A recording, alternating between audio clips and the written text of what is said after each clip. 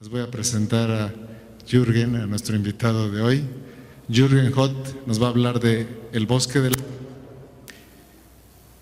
Él es un biólogo mexicano egresado de la UNAM en 1985 y maestro en Ciencias en Desarrollo Internacional y Desarrollo Rural en Canadá.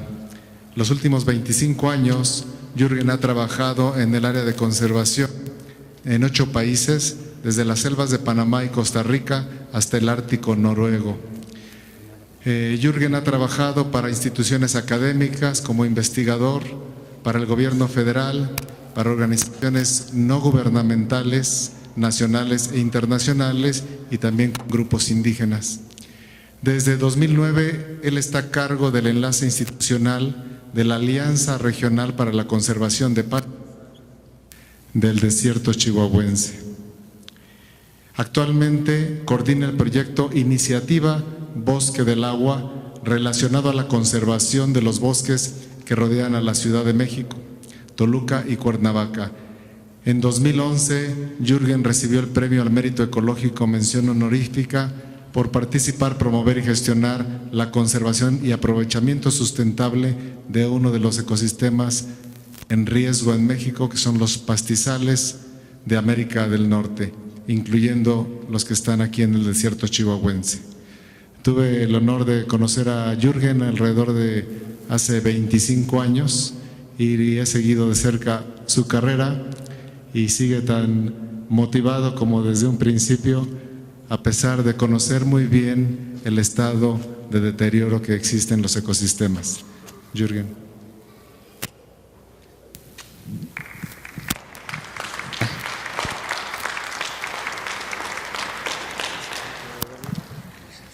Gracias.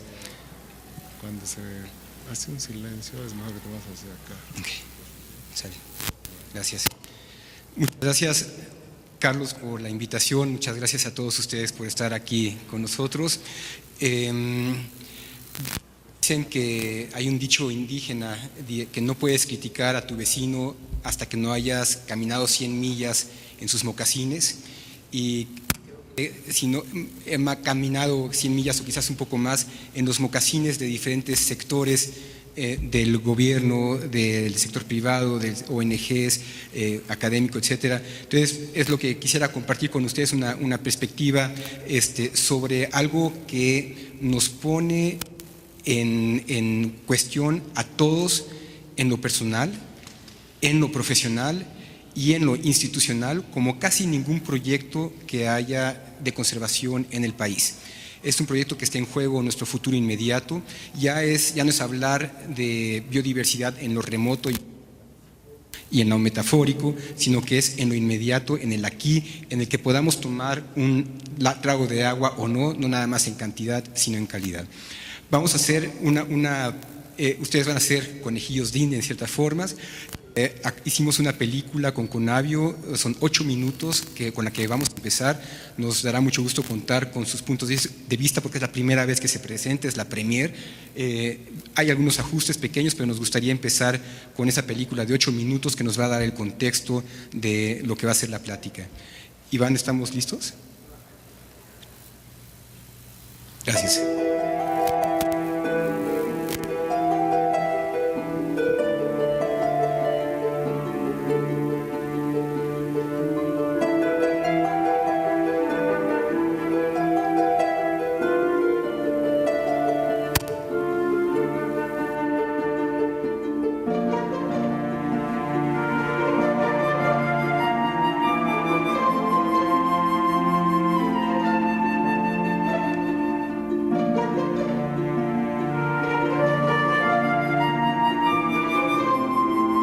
Lo que está mostrando ahorita son los acuíferos que están debajo de la Ciudad de México, Toluca y Cuernavaca, y nos vamos a meter a una perspectiva de lo que es lo inmediato. El tema es bosque de agua, entonces Chapultepec, qué mejor lugar que muestre bosque y agua desde la perspectiva urbana. Entonces tenemos la vista del bosque Chapultepec, una de las primeras áreas naturales protegidas que se vieron como importantes de resguardar en la historia de México. Y vamos a visitar, nos vamos hacia Xochimilco, que es uno de los humedales, es un sitio patrimonio de la humanidad y que recibe el agua también de esta región boscosa llamada Bosque de Agua. Esta zona además está a punto de perder el estatus de patrimonio de la humanidad por el avance de la urbanización.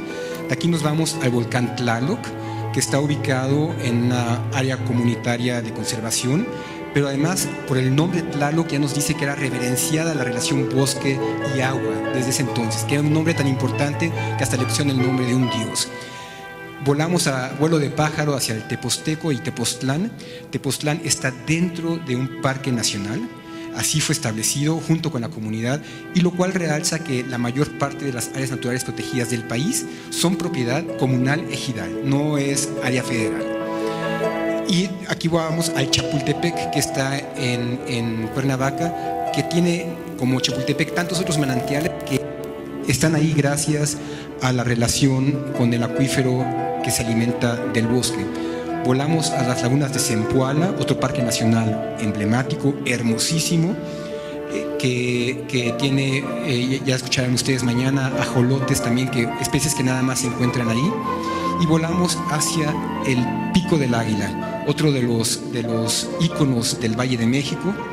Desde aquí se puede apreciar todo el valle y está en la zona de Santo Tomás y San Miguel Ajusco, un parque nacional que cada vez se vio más reducido con el tiempo a ser ahora casi nada más el cono, resaltando nuevamente la relación tan estrecha de los pueblos originarios en la región, pueblos originarios que son los dueños de ese bosque, a los cuales no les hemos pagado nada en reciprocidad de todo lo que recibimos.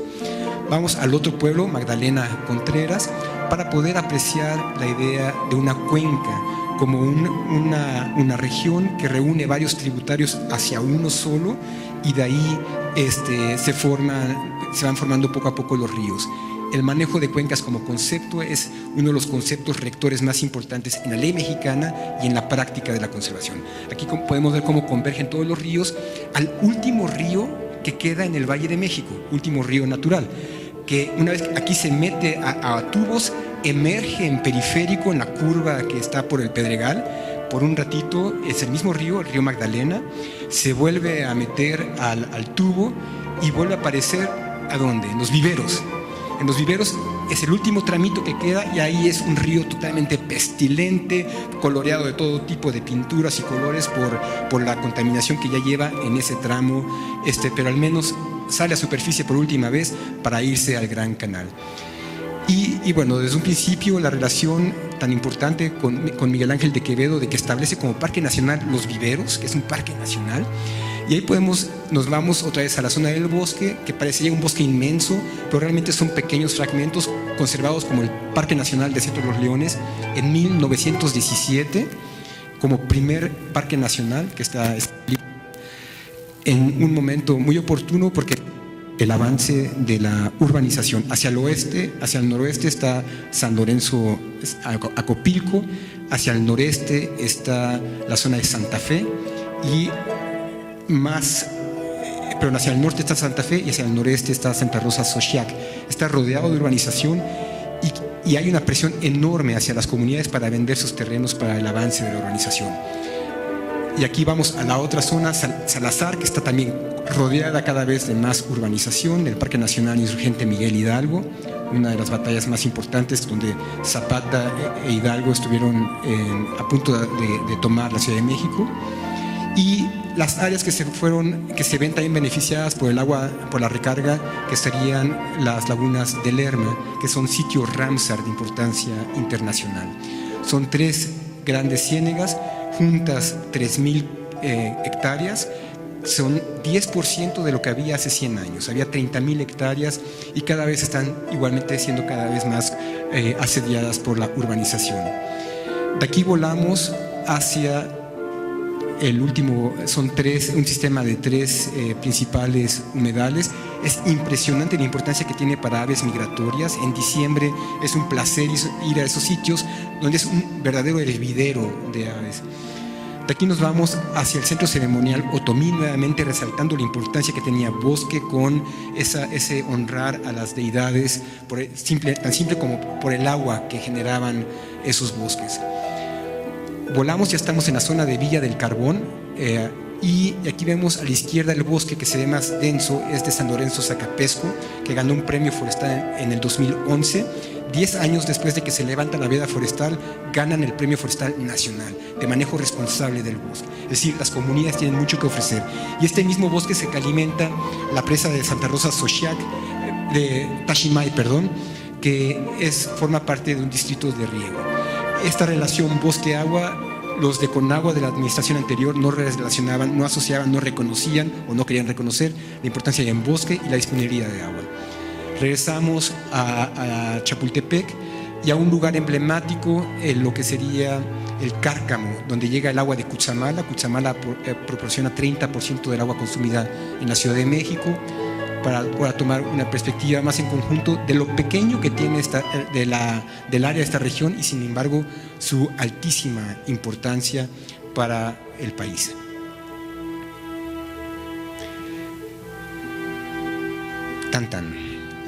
La película, pero esta es la numeralia, que básicamente que es muy importante para 23 millones de habitantes, para cerca de 1.200 especies, 3 estados, pero en realidad es un solo bosque y un solo futuro compartido. Muchas gracias por su atención. La idea, platicando con Carlos, era poner quizás 3 minutos en los metrobuses, por ejemplo, pero para hacerlo mucho más accesible, que ya no vivamos de espaldas al bosque, sino que realmente nos demos cuenta de la relación con los dueños de la tierra, con ese bosque del cual depende nuestra sobrevivencia.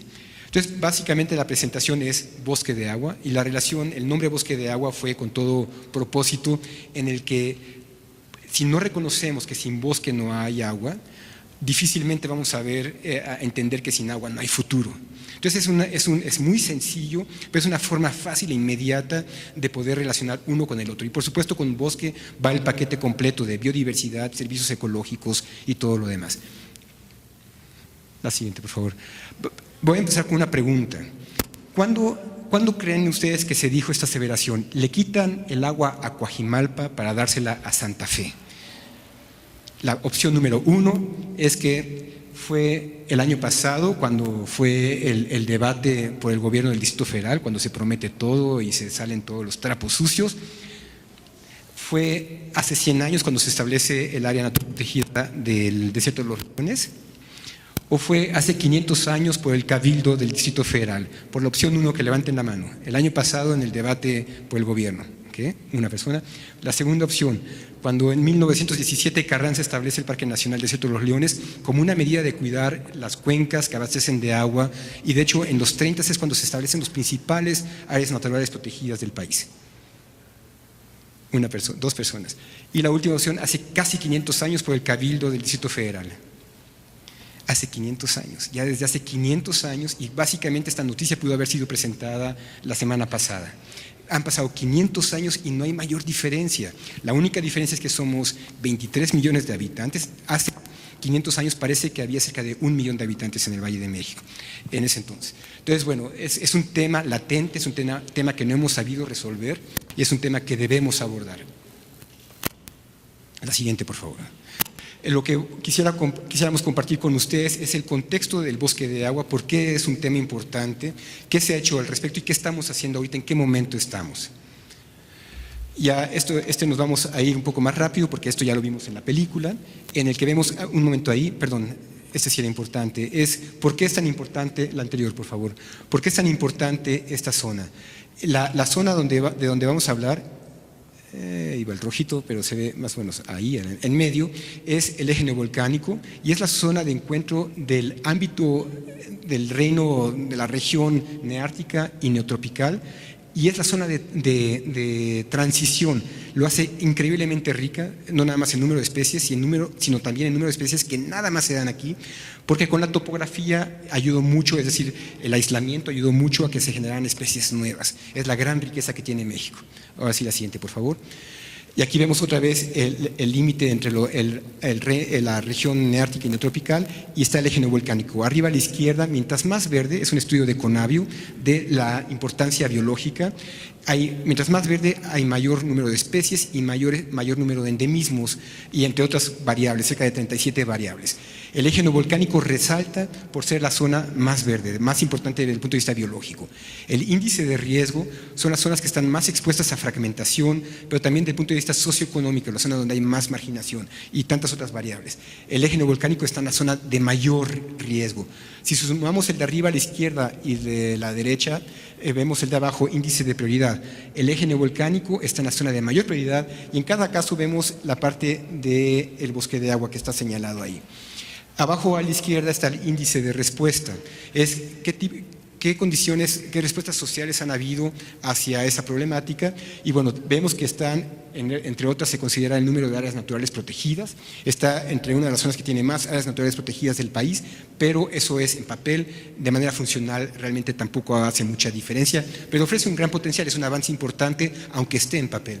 La siguiente, por favor. La siguiente.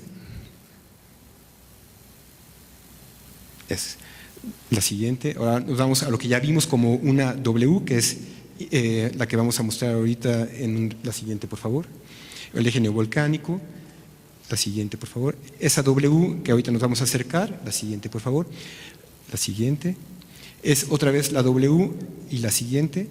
Ahí van a ver, a la izquierda arriba está la región de Mariposa Monarca. Parece que está muy lejos, pero es el mismo sistema.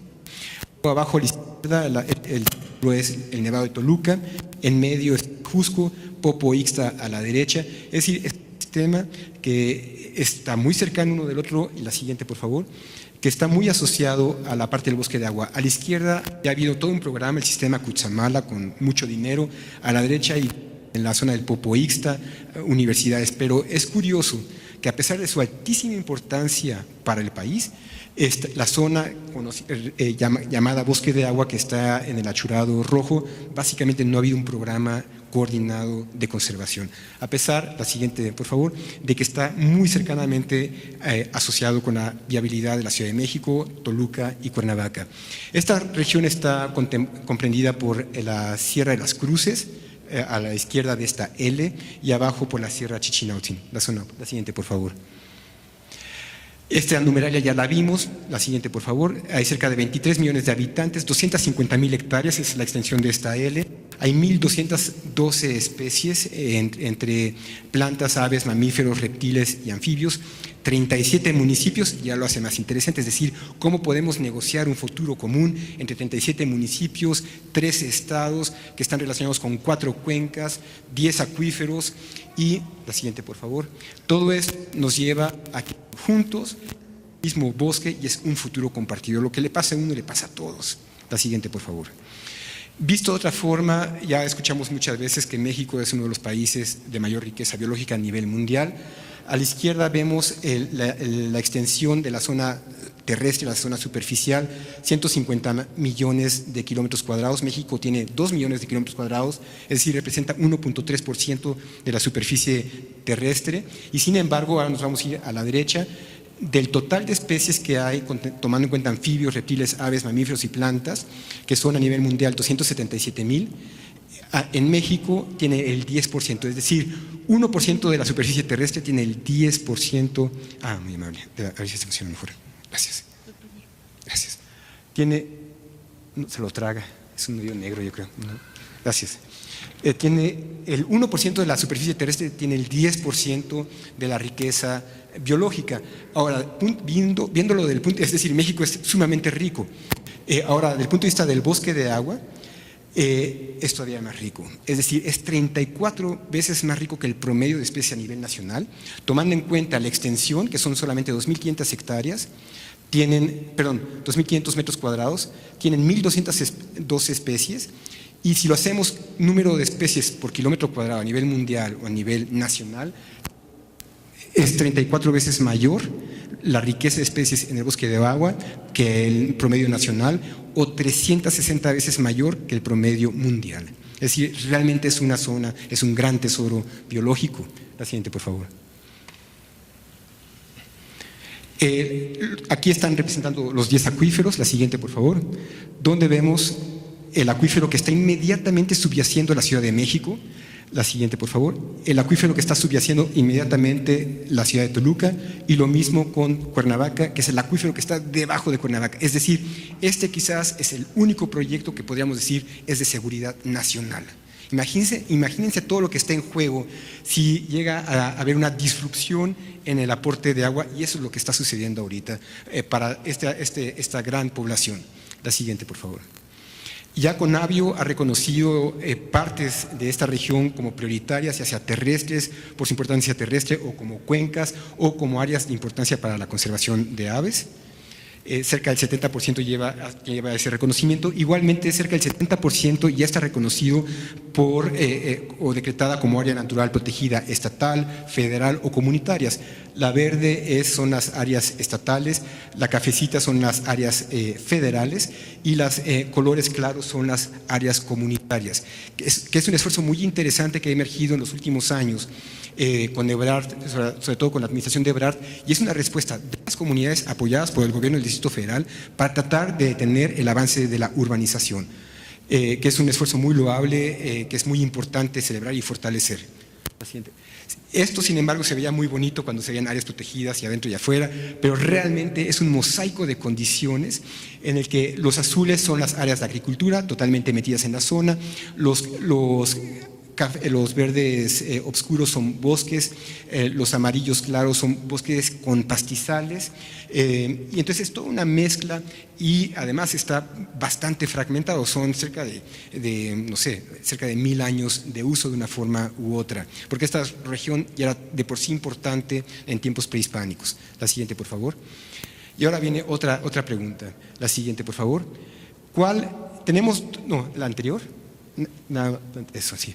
Tenemos dos grupos de fotografías, a la izquierda con un bosque abierto que se ve bastante deteriorado, donde hay erosión, a la derecha donde se ve un bosque conservado, cuando me refiero como conservado, que tiene diferentes tipos de árboles altos, medianos y bajos. El sotobosque, que es la parte inferior, se ve con muchos musgos, este es un bosque cerrado. ¿Cuál sería el área natural protegida? El de la derecha, que levante la mano. El de la izquierda, que levante la mano. El de la izquierda es justamente el área natural protegida, el de la izquierda, con el bosque que se considera un cementerio de los ayameles. Lo que debería ser el ejemplo de un buen bosque es el ejemplo del peor bosque que se puede manejar, que ha recibido todo tipo de apoyos federales para manejarlo, universidades, etcétera. El de la derecha es manejado por las comunidades que talan el bosque, que lo han quemado, que lo han talado por cerca de 150 años, y sin embargo, al hacerlo abajo de un umbral, es una medida que puede ayudar al bosque. Este es un bosque dinámico, no es un bosque estático. No le podemos poner un capelo de vidrio como a la izquierda, en el que si hay incendio se apaga, si hay tala se detiene. No, es un bosque que sin tala y sin incendio, sin disturbio, se muere. Y aquí está la prueba. Ambos bosques están expuestos a la lluvia ácida, ambos bosques están realmente expuestos es casi un laboratorio, un experimento de campo. Y bueno, gracias a que lo han talado, vemos aquí un dibujo de los niños del Capulín, tienen ese tipo de bosques. Sin embargo, ¿qué hemos hecho como sistema? La siguiente, por favor. Están el mismo dibujo, con la policía rodeando a los papás de Anabel, la niña que hizo este dibujo. Se lo llevaron a la cárcel, les quitaron las motosierras, lo confiscaron, y eso es lo que hace año con año Profepa. Lo tienen que hacer, es su trabajo. Nosotros como sociedad no hemos reconocido, no hemos sabido reconocer que el manejo del bosque, bien manejado, la quema y la tala, los taladores pueden ser nuestros mejores aliados si es dentro de lo que sería, ellos no lo sabían, dentro de la dinámica natural del bosque. Los últimos 20 años, 25 años, en Canadá y en Estados Unidos ha emergido toda una línea sobre aprovechamiento forestal en el que se emula la dinámica natural del bosque, es decir, se trabaja con el bosque, no se le impone al bosque, es decir, no se extrae demasiado, digamos, no sé, en Canadá incluso tienen muchas cosas sumamente cuestionables, como la tala hasta la orilla de los ríos, etcétera. Aquí no es, primero entendamos cómo funciona el bosque y a partir de él trabajemos con su dinámica. Y es la gran diferencia. lo hicieron sin ese conocimiento, sin ese concepto, pero el resultado final fue la diferencia de bosques. Habiendo recorrido todos los volcanes de costa a costa del país, desde Pico de Orizaba y Nevado de Colima al otro extremo, este es el mejor bosque de mamel de todo el eje neovolcánico. Gracias a la presencia y gracias en respuesta a ellos, en agradecimiento, los metemos a la cárcel. La siguiente, por favor. Este bosque parecería, además, tierra de nadie, porque le hemos pasado cualquier cantidad de carreteras, mientras más fragmentado, más expuesto al estrés hídrico, mayor vulnerabilidad. La siguiente, por favor. Y le agregamos más carreteras. Esa es la carretera Lerma-Tres Marías, que conecta desde Lerma hasta la carretera México-Cuernavaca. La siguiente, por favor. Ese es el arco sur. La siguiente, por favor. Ese es el arco norponiente en Cuernavaca. Al final de cuentas, parecería que son simplemente más rayas. Está en juego mucho. La siguiente, por favor. La misma región es un mapa de isoyetas de precipitación. Mientras más azul, mayor la cantidad de agua que cae. 1.500 milímetros en la parte más azul, 700 milímetros al año en las partes bajas de las ciudades. Es decir, la esquina de lo que sería Coajimalpa, Ajusco, etcétera, es la verdadera fábrica de agua. Ahora, si ponemos la carretera encima, la siguiente, por favor. Esta es una estocada al corazón. La carretera Lerma-Tres Marías es una estocada de corazón y todos nosotros somos culpables porque son nuestros impuestos los que están aplicando para hacer esa carretera. ¿Cuántos de ustedes votaron a favor de esa carretera? Nadie, sin embargo están usando nuestro dinero para hacerlo. La siguiente, por favor. Ese es el arco sur y el arco norponiente, perdón, y el arco sur. Aquí lo interesante es que esto es político. Como todo en la vida es política, lo queramos o no.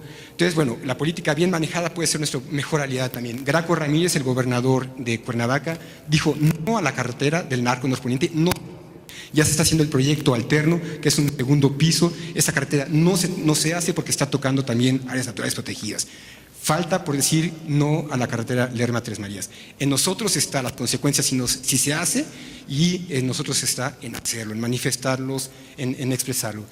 La siguiente, por favor. Aquí podemos ver, este es el mismo, la parte nada más del Distrito Federal del Valle de México. En la parte de rojo es un estudio reciente sobre vulnerabilidad en la recarga. Lo rojo, ese es el pie de monte, lo rojo, que más o menos sigue la línea justamente de la carretera del Arco Sur. Es decir, estamos construyendo, ya sea por carreteras, ya sea por ser las zonas de asentamientos regulares o irregulares, y por más ecológica que sea la casa, tampoco cuenta porque está alterando, afectando, está interceptando el ciclo del agua. No se debe de seguir construyendo dentro de la región. Pero ahí podemos ver, ya tenemos toda la información técnica y científica diciendo que aquí no se debe de construir. La siguiente, por favor. ¿Y qué pasa por otra parte? Se está extrayendo agua, por una parte se está reduciendo la cantidad de bosque, que se ha reducido cerca en 30% el bosque en el Distrito Federal por los últimos 35 años, 30%. No sabemos en Morelos o en el Estado de México porque no ha habido los estudios, pero por ahí debe de andar. Reducimos la esponja y al mismo tiempo estamos… A la siguiente, por favor. Lo que ha resultado eso es en una precipitado hundimiento de la Ciudad de México, cerca de 8 metros en promedio, los últimos 70 años. La siguiente, por favor. En los 60 se sacaron los pozos hacia la periferia. ¿Y qué pasó con la periferia? Por ejemplo, Chalco. La siguiente, por favor. Está en una caída precipitada de hundimiento, con un costo severísimo. La siguiente, por favor. Lo que era, en este caso, la caseta de Conagua, que estaba al ras, la parte de arriba estaba al ras, ahí estaba la caseta. Para que vean la dimensión del hundimiento. La caseta ahora es una torre de 7 metros de altura, lo que estaba al ras. La siguiente, por favor. Lo que pasa con esto, la siguiente, no es nada más lo que está arriba, sino lo que está abajo. Toda la cantidad de tubos, el metro, los cimientos de edificios, todo eso afectado por el hundimiento. Con decirles de que del sistema Cutzamala se trae a un costo enorme, 30% del agua consumida en la Ciudad de México.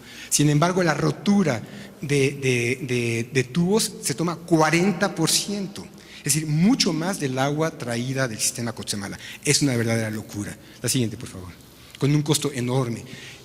Ahora, Cuernavaca está por entrar en déficit en el 2017, información de Conagua.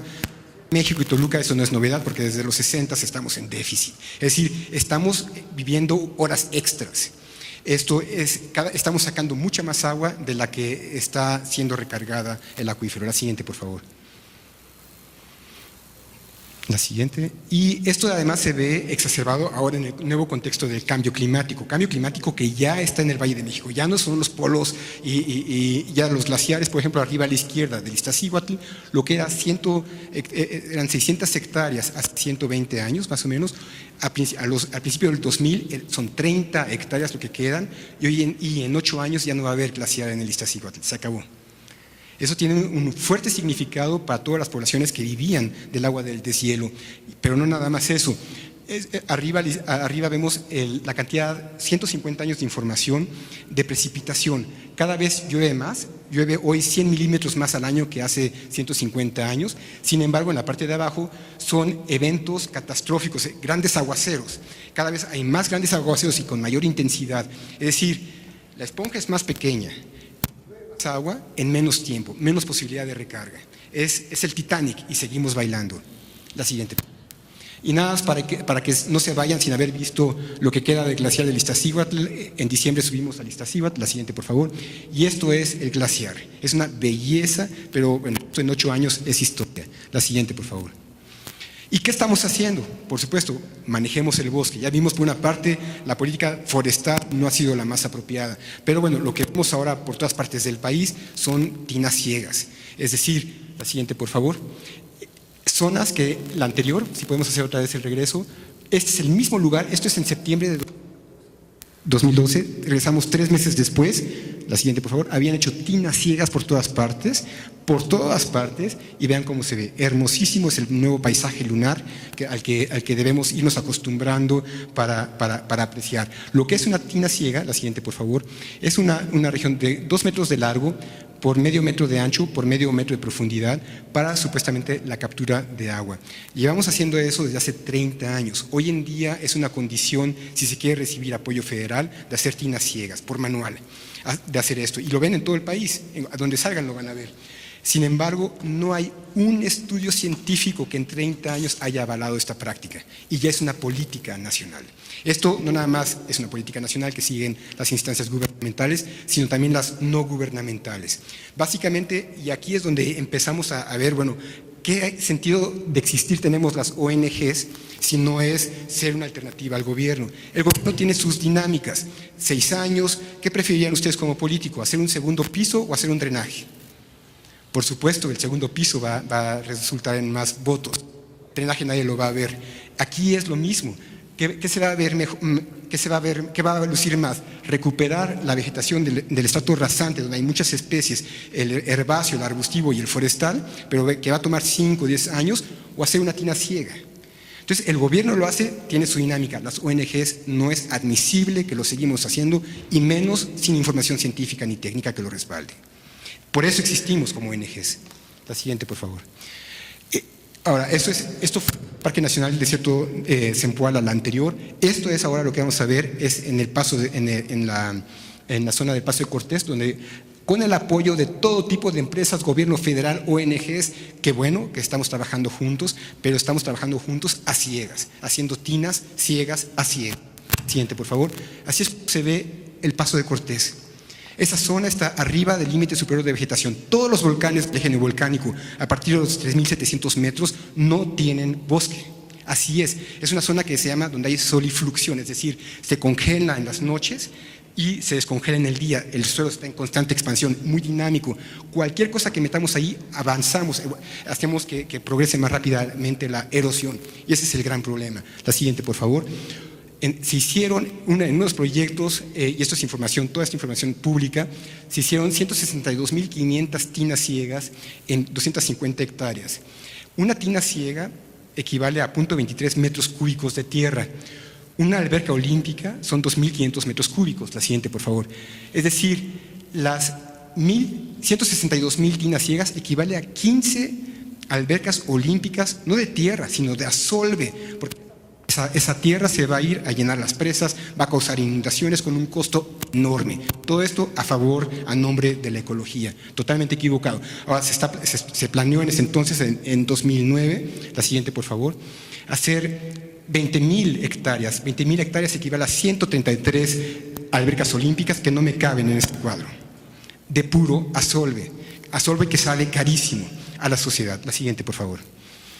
Entonces tenemos toda una serie de elementos: envejecimiento del bosque, cambio de uso de suelo, lluvia ácida, una población creciente. Esto resulta en una menor disponibilidad del agua para hoy y para el futuro. La siguiente, por favor. Entonces, cualquier programa de desarrollo tiene que considerar lo más básico de la sopa en polvo. Solamente funciona si le echas agua. Y aquí no vamos a tener esa para que funcione la sopa. Pero ¿qué hay detrás? ¿Por qué se está perdiendo, sobre todo a la urbanización, estos terrenos? Abajo, este es el costo de la tierra, para ver si ustedes fueran los ejidatarios, qué tipo de decisiones tomarían. Abajo a la izquierda es un programa de 350 pesos al año de pago por servicios ambientales de CONAFOR, que está muy bien, pero es poquito, ayuda a ganar tiempo, pero realmente es muy poco. A la derecha se ve en el Estado de México, que ya es un paso más importante, 2.5% del recibo del agua se va hacia los pobladores de la parte alta de la cuenca. Importantísimo, es el único estado, el primero. Eso se hizo, hay que también reconocer cuando es positivo, en la administración de Peña Nieto, que fue una política, es a nivel legal, así tiene que ser y así se resulta. 1.500 pesos por hectárea por año. Sin embargo, se compara con lo que sería la renta de la tierra para el cultivo de papa, 2,000 pesos. Si no quiero trabajar y nada más quiero rentar la tierra, 2,000 pesos. Y es lo que recibiría al año de empresas que cultivan papas tipo, por ejemplo, Sabritas. Y lo comparamos con el cultivo que ven más frecuentemente, el de la avena, que son cerca de 16,000 pesos por hectárea por año. Entonces ya se empieza a ser muy interesante y explica el tipo de y cómo vive la gente a partir de su terreno. La siguiente, por favor. La columna roja de avena se mantiene en la derecha. Ahora incorporamos dos elementos nuevos: turismo y lo que se obtiene de la papa. El turismo genera cerca de 60,000 pesos por hectárea. Eso es el Parque Nacional Desierto de los Leones. Y no es tanto lo que deja la gente al entrar, porque es gratis, sino que es lo que paga para llegar y apreciar la naturaleza. Son cerca de 200,000 visitantes al año y cada visitante paga alrededor de 400 pesos entre quesadillas, tacos, bebidas, el camión o el autobús para llegar allá. Entonces, no es tanto lo que paga a la entrada, sino lo que paga por ir a ver, ¿no? Entonces, son cerca de 60,000 pesos por hectárea, son solamente 1,200 hectáreas lo que tiene el Desierto de los Leones. Y vean a la derecha, la amarilla, son 70,000 pesos, que es la ganancia que recibe el que le renta por 2,000 pesos. Es el papero, es el que viene de afuera, que además de los 70,000 son los limpios, porque le agregó 70,000 más en agroquímicos. Esto es en esa parte de la sierra, para obtener por cerca de 4 o 5 años papa, pero va a dejar con tanto agroquímico, imagínense, 70,000 pesos de agroquímicos por hectárea. Eso es lo que está pasando ahorita. Lo dejan en una zona totalmente quemada y estéril después de 4 o 5 años de producción. Es decir, el que rentó, que pensaba que iba a ser feliz de obtener tierra sin trabajarla por 2,000 pesos, al rato no tiene ni tierra ni nada productivo que hacer en lo más básico. La siguiente, por favor. Y todo esto se compara, se convierte en nada. La columna de la derecha es el valor de bienes raíces. Vimos hace rato la parte de Santa Fe y San Lorenzo Acopilco. ¿Cuánto creen ustedes que esté el valor del metro cuadrado en Santa Fe? $3,000 el metro cuadrado, es decir, 30 millones de dólares la hectárea. El que está deteniendo el avance de la urbanización es el presidente de Bienes Comunales, que dice no, para esa persona le significa mucho el bosque. Por eso es tan importante que a través de Conavio se busque reconectar con la naturaleza por el valor intrínseco que tiene. Olvidemos de servicios ecológicos y todo lo demás, es simplemente por existir.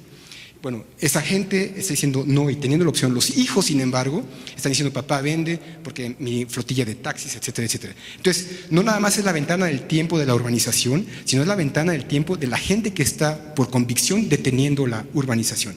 La siguiente, por favor. Entonces, esta columna son cerca de 400 veces más alto, nada más que no cabe en este cuarto, ni en este edificio, ni en el edificio más alto de México, para compararlo, poner en comparación con los valores que vimos anteriormente. Por supuesto, ¿quién de nosotros aguantaría un cañonazo de 30 millones de dólares la hectárea si tuviéramos nosotros el control de ello? Esa es la presión que tienen ellos, ese es lo que se está jugando. Entonces, las especies indicadoras, el cambio de condiciones de clima, son indicadores. La siguiente, por favor, que son luces que se están prendiendo, que nos están avisando. La siguiente, por favor, que aquí hay un problema. Ahora, como nunca antes en la historia de la humanidad, la siguiente, por favor, nosotros todos ustedes, cada uno de ustedes está sentado en esa cabina de control de mando de este transbordador. Estas son las luces que se están prendiendo. ¿Qué vamos a hacer al respecto? Parecería que lo único que estamos haciendo es, ante una situación donde la gasolina se está acabando, el aceite se está acabando, están todos los indicadores de los diferentes aspectos que estamos viendo, que lo único que vamos a hacer es que le vamos a subir más a la música. Esa es la respuesta. ¿Y qué pasará con eso? ¿Qué es lo que estamos haciendo? Ignorando olímpicamente este problema. Por supuesto nos vamos a ir en espiral. Y ya nos estamos yendo en espiral. Cada año es un récord de sequías, es un récord de inundaciones. Lo estamos ya viviendo. Lo estamos viviendo y seguimos ignorándolo. La siguiente, por favor. Entonces, ¿quién está en realidad sentado en ese control de mandos? No es nada más y nada menos que el presidente de bienes comunales y ejidales. 80% de los bosques del país está en sus manos. 90% del bosque de esa región, tampoco es la excepción, está en sus manos. Ellos, con la siguiente por favor, con lo que tengan de educación, lo que tengan, no tienen ningún aparato, ninguna computadora, ellos están decidiendo día a día el futuro de todos nosotros. Y los hemos olvidado olímpicamente. La siguiente por favor. Entonces, por eso es que nace el bosque de agua, la siguiente, nada más para que no se nos olvide, la siguiente por favor, este bosque está íntimamente relacionado, directamente relacionado con los acuíferos que subyacen nuestras ciudades, la siguiente por favor, y de ahí surge la iniciativa de agua, con la idea, con el apoyo de la Fundación Gonzalo Riarronte, de crear una estrategia, por una parte un documento que refleje el sentir de los diferentes actores, comunidades, gobierno, sector privado, ONGs, universidades, y hacer una red de alianzas. Nadie lo puede resolver solo, por más dinero que se cuente. La siguiente, por favor. La siguiente. La idea es proponer cuáles son las áreas de oportunidad para colaborar, el establecer objetivos afines entre estados y el gobierno federal y propiciar esquemas tangibles de cooperación entre la ciudad y el campo. La siguiente, por favor. Entonces, esta estrategia está disponible en internet. Su realización, la siguiente por favor, se hicieron talleres con personas de las 4 cuencas de una forma muy participativa, en el que cada persona tenía un teclado, no era que yo me impusiera con el micrófono como lo estoy haciendo ahorita con ustedes, sino que cada quien tenía una opinión, lo reflejaba y de manera estadística podíamos ver cuáles eran las respuestas que preferían los participantes. Habiendo procesado todos los documentos que encontramos de planeación, de Conagua, documentos federales, etcétera, como plastilina para tomar decisiones sobre ello. Y además, una carta de intención. El señor que está firmando la carta de intención, don Ildefonso Zamora, del municipio de Ocuilan, era el presidente de bienes comunales. Su hijo de 20 años, por defender el bosque, lo mataron, como un año antes de esto. Entonces, son cosas que se están dando, la gente está poniendo la carne al asador, está poniendo totalmente todo de sí por nosotros. La siguiente, por favor. Y realmente nosotros no lo estamos reconociendo. La siguiente, por favor. Entre los principios para la elaboración de la estrategia, que es un documento de todos, no es de nadie, es principalmente el de equidad. Es decir, la opinión del ejidatario va a ser tan importante como del presidente del Instituto Nacional de Ecología. No puede haber otra. Y especialmente, casi debería ser más importante la del ejidatario, porque él se queda ahí a sufrir la consecuencia positiva o negativa de la toma de decisiones sobre su bosque. El presidente del INE no va a estar ahí. La siguiente, por favor. La visión, ese es el elemento más importante, la siguiente, en el que se busca recuperar el bosque, pero así como se hizo en el Tratado de Kioto, en el que para 1990, se tomó como referencia la emisión de gases de invernadero de 1990 como una meta perfectamente identificada a la cual deberían de aspirar todos los países para tratar de reducir la emisión de gases. Igual aquí, ya hay información por aerofoto de cómo estaba el bosque en 1950. Queremos acercarnos lo más posible o al menos hacer lo imposible por lograrlo, pero al menos es algo tangible. Y 1950 es muy importante porque es la fecha en que los papás, los abuelos todavía vivían. Entonces es un honrar también el conocimiento de la familia, del núcleo social, de dónde estaba el bosque, dónde no, para que no llegue el técnico, que es también muy común, a imponerse y decir, aquí se hace esto. No, porque está la memoria, pero además también está la fotografía en el que como sociedad hagamos un contrato de dónde sí y dónde no y cómo hacerlo. Ya no se vale reforestar en pastizales, por ejemplo, ¿no? Ya no se vale, no se va a valer hacer más tinas ciegas, cosas que se han hecho con un costo muy alto. Esto establece un punto de referencia que podríamos año con año ver qué tanto nos alejamos o nos acercamos. Y bueno, lo demás es que se va a considerar como un patrimonio natural donde se reconoce la vinculación de las metrópolis y lo que le debe a las zonas altas. La siguiente, por favor. Y que sea manejado, por supuesto, la toma de decisión de manera participativa. Ya casi terminamos, para beneficio de todos los habitantes. La siguiente, por favor. Nada más en cómo se ve la estrategia. La siguiente. Son 8 líneas estratégicas, varios temas, pero todo está ya priorizado y está la carta de intención inicial. Es decir, es una ayuda, es una brújula para poder tomar las mejores decisiones sobre el bosque. Aquí no lo pueden ver muy bien, pero la idea es que se trata del bosque, se trata de que la agricultura se haga mejor, la ganadería igual, todo tiene lugar, todo es importante, el pastoreo con borregos, pero de una manera ordenada. La urbanización también, no es decir no a la urbanización, sino cómo podemos encajarlo, ordenarlo y que se haga donde se pueda hacer y deba hacer, y no con información o sin información se están tomando decisiones. Como no hay la información, las decisiones muchas veces son equívocas por todo el mundo. La siguiente, por favor. Y en todo esto, las universidades, en el Valle de México hay 250 universidades, no ha habido ni un proyecto de largo plazo en la región de ninguna universidad. Entonces, ¿dónde estamos como sociedad? ¿Estamos realmente dejando solos al dueño de la tierra o al gobernador o al presidente en la toma de decisión? Nos sorprende cómo esto está simplemente manifestando todavía más el estado de caos en el que estamos. Si no lo logramos acá, en la zona del bosque de agua, no tenemos cara para ver al resto del país en decir nada de conservación, nadie. Por eso decía que esto nos pone a prueba en lo personal, en lo profesional y en lo institucional. No tiene cara Zagarpa, ni CONAMP, ni CONAVIO, ni CONAFOR, nada, si no lo hemos logrado aquí donde estamos tantos dependiendo de que ellos hagan bien las cosas con nosotros, ni tampoco nosotros como sociedad, porque nosotros le estamos pagando para hacerlo. Y entonces aquí es cómo se ve una parte del documento. Lo único que importante aquí es que se ven diferentes tonos. La idea es que lo blanco fue reconocido por algún documento, pero no fue identificado por ese grupo de trabajo, no deja de ser importante, y mientras más oscuro es reconocido por más cuencas. Es decir, otro gran error de las políticas es que se quiere tomar una medida para todo el país, y no. Aquí lo que buscamos es que por cuencas se reconoce lo que es importante para cada una, o para dos, o para tres, o para toda la región, sin perder la unicidad. Es un traje a la medida. La siguiente, por favor. Entonces, ¿cuáles son los retos y oportunidades? Esas son dos últimas filipinas, han sido ustedes muy pacientes. Uno es que ha habido un excelente interés de todas las autoridades, excelente apoyo de CONAVIO, de CONAMP, de CONAFOR, de CONAGUA al máximo nivel. Están todos preocupados y están esperando que la sociedad civil responda. Ellos reconocen que no lo pueden hacer solos. Tenemos que acompañar este proceso y depende de nosotros. Es un efecto vitrina, lo que decía, si no lo logramos acá, no tenemos cara para ver el resto del país. Hay opciones de mecanismos financieros en que el sector privado tipo FEMSA, tipo Coca-Cola, realmente inviertan si quieren mantener su empresa, es decir, si quieren que su sopa se convierta en sopa a partir del polvo, que el agua esté ahí para mañana. Es fundamental que exista un mecanismo de participación de la sociedad y sobre todo que haya las bases científicas, y ahí nuevamente la importancia de CONAVIO y otras universidades, que haya la base científica para la toma de básicamente es mínima. Y otras experiencias que ya existen. Suena muy ambicioso el pensar en que una comunidad pueda ser empresaria del bosque, que pueda hacerse cargo de su bosque a largo plazo. Ya existen ejemplos en México, varios, muy importantes e inspiradores, como en Ixtlán de Juárez, como en Nuevo San Juan y en otros sitios, donde las comunidades llevan 30 años haciendo empresas, conservando, cuidando su biodiversidad. La siguiente, por favor. También a nivel mundial, como en Bogotá, como en Nueva York. Entonces, bueno, lo siguiente es crear un banco de información, y aquí hay un elemento también muy importante. Muchos de ustedes han escuchado sobre la tragedia de los comunes.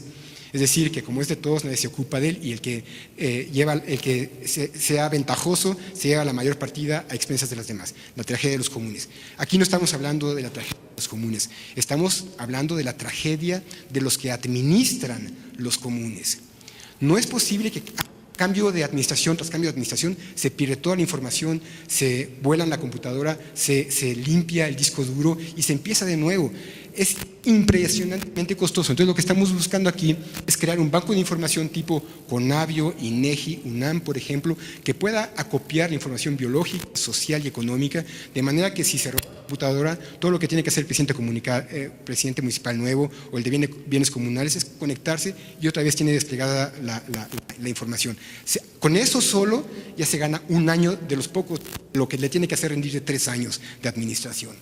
Entonces, la cultura es que no la tenemos tampoco, y ahora menos con toda la parte que nos estamos enajenando mucho más, no nada más la población urbana, sino también la rural, cada vez está menos conectada y es importante de Conavio de que permita tener las herramientas para reconocer el mundo natural en el que nos desenvolvemos. El último es el que haya un esfuerzo consciente, claro y apoyado de conocer la técnica del bosque. No podemos intervenir, voluntad no es suficiente. Tenemos que conocer y pagar por investigación para conocer cómo funciona el bosque y que a través de las medidas de conservación o de manejo en la mejor dirección. La siguiente, por favor. Ya esta es la última. ¿Qué estamos haciendo ahorita? Uno es, digamos, es un mundo de cosas que se tienen que hacer, ¿por dónde le entrarían? Entonces lo que estábamos viendo es los puntos medulares, es la voluntad política, para empezar, y las condiciones de generar la mejor información posible para la toma de decisiones. Desde ese punto de vista, el acuerdo interuniversitario, ya hablamos con el rector de la UNAM, de la UAM, del Colegio de México, de las universidades autónomas estatales de Morelos y está por hacerse con Estado de México, todavía no ha sido posible, si ustedes tienen algún contacto será bienvenido, pero la idea es de que las universidades creen un acuerdo de cooperación, un proyecto, porque además se va a crear el Laboratorio Nacional de Ciencias de la Sustentabilidad. Es un laboratorio CONACYT en el Instituto de Ecología de la UNAM y aquí la idea es que ya está puesto todo el presupuesto para apoyar la toma de decisiones y además darle seguimiento a cómo se usa esa información. Ya no se vale lo que hizo Einstein, que es el ejemplo en todas las pláticas de que es la sabiduría andando. Einstein súper irresponsablemente genera la información para la bomba atómica y se lava las manos. Ya no es posible vivir en ese mundo. El Laboratorio Nacional de Ciencias de la Sustentabilidad le va a dar seguimiento a cómo se usa esa información también, para hacer los ajustes necesarios. Y por supuesto, el acuerdo interestatal, el gobernador está puesto en invitar a sus homólogos del Estado de México y del Distrito Federal para que se sumen al bosque de agua de una manera, de un apoyo directo. Tiene que haber lo que se llama un sujeto colectivo que tenga la legitimidad para convocar a los entes que están trabajando en la región. Si eso no funciona, no puede ser una ONG, no puede ser un grupo de personas, no podemos ser nosotros, no es suficiente, tiene que haber esa voluntad directa y él lo está piloteando. Y por último el mecanismo financiero, en el que se puedan crear bancos, fondos de agua, etcétera. Hay muchas opciones, pero ya existe, todo esto que les platiqué ya existe, simplemente cómo lo alineamos, lo hacemos funcionar de manera transparente y que se rindan cuentas. La siguiente, por favor. Estas son el grupo de organizaciones, las universidades que ya mencioné, el Club de Industriales, las ONGs que ya ventaneé algunas de ellas, la Fundación Gonzalo Ría Ronte que ha financiado la parte inicial del proyecto, cabildeo político como el Grupo de Estrategia Política, pero sobre todo lo que son gobiernos estatales, municipales, que han estado realmente de una manera impresionante siguiendo este proceso. Y la última es la siguiente. Ahí están, la estrategia está disponible por internet, www.iniciativabosquedeagua.org. Y esta es una figura de Tlaloc. La parte de Morelos es increíble la cantidad de pinturas rupestres, pinturas precolombinas, caminos prehispánicos. Es maravilloso el acervo cultural también que tiene esa región. Realmente es un tesoro en todo sentido. Muchas gracias por su atención.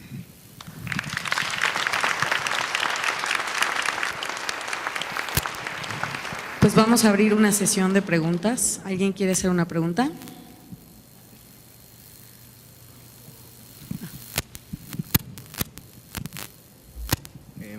Bueno, buenas tardes. Mi pregunta es acerca, hay un proyecto, es acerca de vuelta al lago, a la vida lacustre. De hecho, la primera vez que lo vi, bueno, yo estoy estudiante del último semestre de la UNAM, Ingeniería Química, inclusive participó el arquitecto Jorge Legorreta, y entonces es una propuesta hablaron acerca de la sustentabilidad ecológica, el bosque del agua. Más o menos una cifra que me gustaría mencionar, que una hectárea de bosque produce alrededor de 10,000 a 30,000 metros cúbicos de agua. Hay una gran relación, le pregunto a usted, acerca de esta viabilidad de este proyecto relacionándola con la del Bosque del Agua. ¿Sería viable? Sí, qué bueno que lo preguntas, que lo comentas. Cuando comentaba la parte de Iztapopo, ahí la UAM lleva 20 años con un grupo que se llama CENTLI, haciendo un trabajo muy importante a nivel comunitario y a nivel conceptual, básicamente, y a nivel legal también, en el que se quiere modificar la ley de aguas. Ya ha habido un proceso ciudadano muy importante que han piloteado para poder crear las condiciones para que se cumpla el concepto. Básicamente, algunos elementos fundamentales de su concepto es de que el agua de la cuenca quede en la cuenca. Es increíble que hagamos todos los esfuerzos y costos para traer agua de afuera, cada vez con un costo social y político mayor, que si viene de Temascaltepec, o se estaba pensando antes de que se encontrara el acuífero profundo de 2.000 metros, que ya se sabía de él hace 10 años, pero no había salido a los medios como salió recientemente, pero se piensa traer agua desde Veracruz, desde Nautla. Imagínense el costo, ¿no? Entonces aquí la idea, pero además en cuanto llega, tratamos de deshacernos de ella con un costo también gigantesco para bombear todo el drenaje hacia la parte de Tula. Entonces, bueno, la idea que ellos están manejando es que se creen los mecanismos a nivel de cuenca para que el agua de la cuenca quede en la cuenca y pueda transitarse hacia un esquema mucho más sustentable. Así que bueno que lo mencionaste. Y de ahí la importancia de trabajar con urbanistas. Entonces, digamos, realmente este es un proyecto de la sociedad. Y no lo podemos dejar, digamos, esos tiempos de que si el gobierno lo está haciendo o no, eso ya quedaron atrás. Si seguimos en esa retórica, estamos realmente perdiendo el tiempo o no queremos reconocer la parte que nos corresponde a nosotros como ciudadanos en hacer algo. Gracias. ¿Alguien más quiere preguntar? Bueno, pues si ya es todo, Muchas tenemos gracias un por su obsequio atención. para Jürgen. Le damos un aplauso, por favor.